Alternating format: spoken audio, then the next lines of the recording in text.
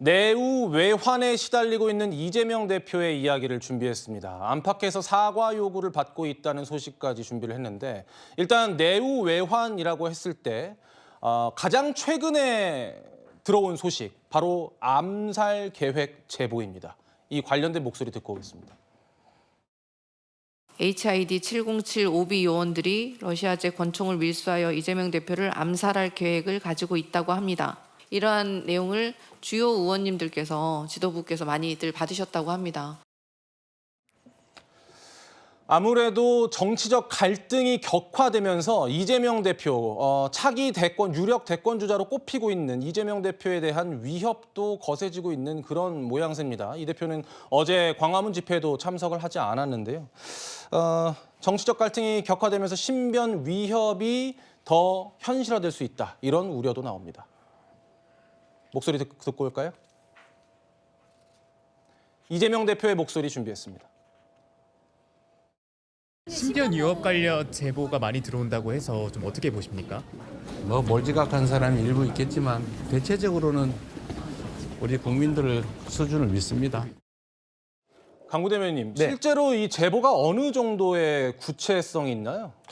사실 이제 제가 과거 대표실에서 일을 해보면 여러 가지 루트로 각가지 제보와 뭐 민원성 이 많은 어떤 내용들이 들어오는데 사실 그 중에서 거의 대부분은 조금 허무맹랑한 제보들이 많습니다. 예. 그러면 나머지 한 20% 정도는 좀 구체적이고 뭐 일시, 장소, 그리고 어떤 배경, 그리고 어떤 거기에 관련된 인물들 그런 내용이 들어올 때가 있어요. 그런데 이번 같은 경우는 제가 듣기로는 이게 꼭 대표실로만 제보를 받은 것 외에도 민주당의 다수의 현역 의원들이 각각이 이렇게 받은 정보와 이게 조합을 해보면 상당히 관련성이 있다는 겁니다. 예. 그런데 아시다시피 이재명 대표 같은 경우 작년에 한번 테러를 받아서 어떤 목숨에 위태로울 뻔한 적이 있기 때문에 저희 민주당으로서는 이것을 쉽게 그냥 넘기기에는 너무나도 이게 위박한 상황인 것 같다. 예. 그래서 어떤 면에서 보면 소나기도 피해가야 된다는 그런 차원에서 최대한 지금 탄핵 심판 결정나기 전까지만이라도 조금 야외 일정 이런 거 자제하는 것이 어떨까라는 입장입니다. 예, 말씀 주신 것처럼 지난해 1월에 이재명 대표가 부산에서 피습을 당했죠. 이것은 이재명 대표 개인에게뿐만 아니라 민주당에게도 트라우마로 남아 있을 것 같습니다. 이재명 대표는 이렇게 그 상황을 회고했습니다.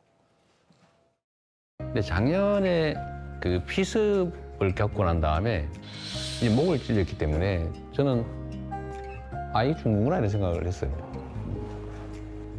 그래서 이렇게 쓰러져가지고 하늘을 쳐다보는데 너무 맑은 하늘이에요. 파란 하늘. 너무 예뻤어요. 근데 그게 어떡하겠어요. 그러면서 막 주마등처럼 인생이 쫙 지나가는 거예요. 그래서 많이 여유로워진 것 같아요. 지금은 그때부터는 덤이다. 진짜 덤이다. 그런 생각이 들었습니다. 지난 12일에는 이재명 체포조를 모집한다, 이런 글을 SNS에 올린 협박 혐의를 받는 70대 남성이 검찰에 송치된 일도 있었습니다. 김기훈 대변인님, 이건 이제 김 대변인께 여쭤보는 이유가 이건 여야를 떠나서, 그러니까 이재명 대표에 대한 공격이 아니더라도 여야를 떠나서 이런 정치인들에 대한 테러 행위는 있어서는 안 되는 일이잖아요. 맞습니다. 이재명 대표에 대한 어떤 테러, 진짜 누구한테든 가능하기 때문에 이재명 대표를 좋아하든 싫어하든 그게 중요치 않고요. 어떤 형태의 테러, 암살, 정치인에 대한 물리적인 어떤 폭력은 절대 동의할 수 없습니다. 사실상 지난해인지 제가 지지난주에 헷갈리는데 송영길 전 대표도 테러를 당했고 배현진 의원도 테러를 당하지 않았습니까?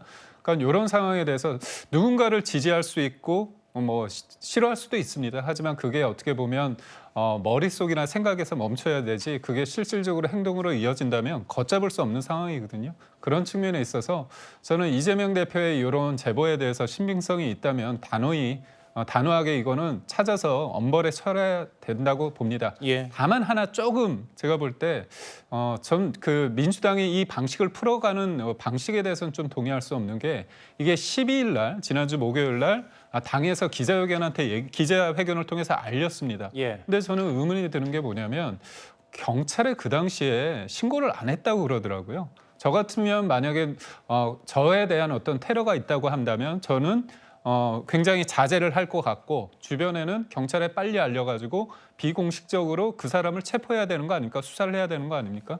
그런 측면에 있어서 저는 뭐 제보에 대해 신빙성에 대해서는 뭐 잘 모르겠지만 지금의 상황에 있어서는 이런 것들 또한 여러 가지 해석이 다양하게 해석될 여지가 있기 때문에 알겠습니다. 저는 경찰에 빨리 신고를 했었어 되는 예. 게 아닌가 그런 생각. 의혹 제기를 해주시는 바람에 강부 대변인의 말씀을 청하지 않을 수가 없게 됐습니다. 그러니까 이제 뭐 경찰에 신고하지 않았다. 그렇기 때문에 의아하다. 이런 거 정말 잘못된 말입니다. 그러니까 신고를 하냐 안 하냐는 그야말로 형식적인 절차일 뿐인 겁니다. 그럼 저희가 저희 민주당이나 대표실에서 경찰과 협의 이런 거 아무것도 없었을까요? 그렇지 않아요. 아시다시피 이재명 대표 경찰에서 지금 지근거리에서 경호를 하고 있는데 이게 어떻게 해서 경찰과 협의가 없겠습니까? 그래서 이 경찰에 신고하지 않는 것은 어떤 절차일 뿐인 것이고 또 이게 신고를 해서 오픈돼서 공개되는 것이 좋은 건지 아닌지는 또 경찰에서 판단하는 겁니다. 예. 그래서 그런 오해는 하지 말아달라 이런 말씀 드립니다.